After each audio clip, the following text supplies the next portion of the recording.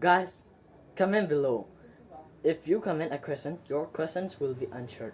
Ma'am, video si yung bina post to biro aduga comment ama pibiramu adumna piriba comment adu question oy biba targadi answer to zagan natraga question na taba targa so aina soy na react to zagan aina 1000 subscriber yobagi hojipudi 2000 yore. Thank you.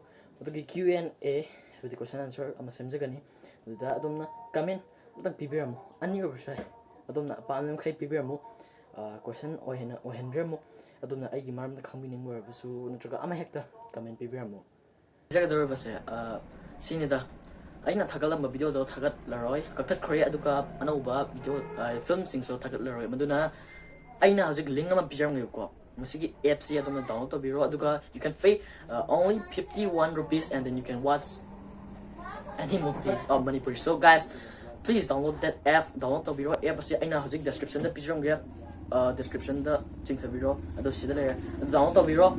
Wait, please post the video, comment, and then you can go download it. And then this is called MFDC. That's what producers mentioned.